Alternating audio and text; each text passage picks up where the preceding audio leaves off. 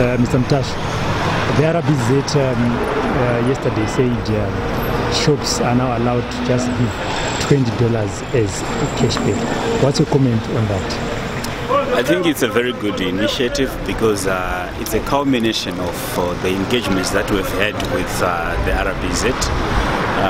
We met the governor on Wednesday as retailers after there were pronouncements that retailers are holding cash, and as one of the way forward, it was agreed that we should now give cashback of not more than $20 so that the surplus that the retailers manage to get per given period is actually sent to the bank.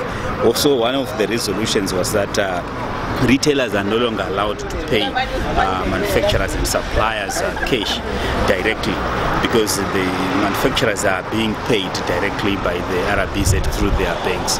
So you had circumstances where certain suppliers, for example, oil processors, were actually, the governor, he put it as double dipping because they continued to request cash payments from retailers while they were being, catered for in terms of the priority list. So this is something that will actually go a long way to ensure that the liquidity situation improves. Remember, the retail sector is actually a conduit through which more transactions take place.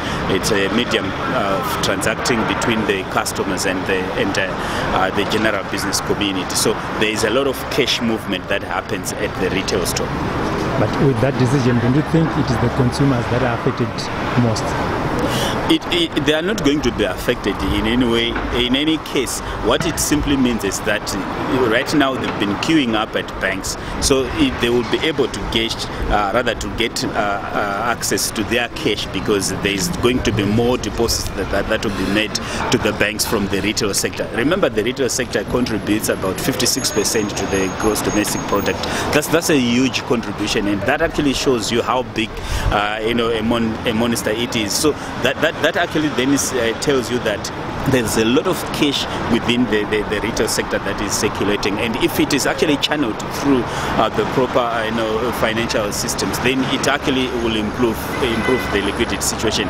And also the fact that if you look at the whole issue, it actually emanated from those allegations where certain retailers were actually not banking their money, which is something that we do not want to see. Remember, even at the meeting, the governor actually alluded that a certain retailer who was supposed to bank about 40 million per given trading period, they only banked 10 million, and they alleged that the 30 million had been given out as cashback.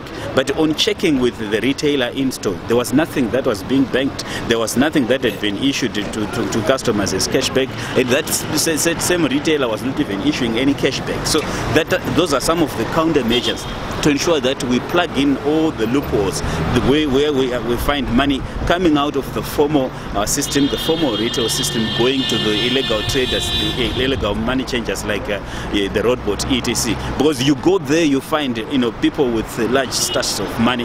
Where are they getting that money from? We need to plug the sources of that money, because it's illegal money. And the use of plastic money, has it improved, and is the customers benefited from that? It has improved quite tremendously, because right now, if you walk into any trading point, about 70% of the sales at the end of the day is attributable to point of sale. So that is a huge leap forward, and that is a huge jump, because remember, we are coming from a period where most customers didn't have bank accounts, most customers didn't have the bankers, and most shops, most retail points didn't have point of sale machines. Yes, the RBZ is targeting 50,000 to have installed 50,000 point of sale machines across the country, but that figure again, I think, is something that can actually be surpassed given the number of retailers, the number of trading points that require point of sale machines. And also in the same matrix, we also need to look at the practices by fuel dealers as well, because those are also the other cash points where we are saying they also need to practice no more banking standards, no more banking practices, and observe and adhere to the Bank Use and Promotion Act, Chapter 24.24 of the RBZ Act, which compels business to bank surplus cash, surplus proceeds that they manage to get per given period.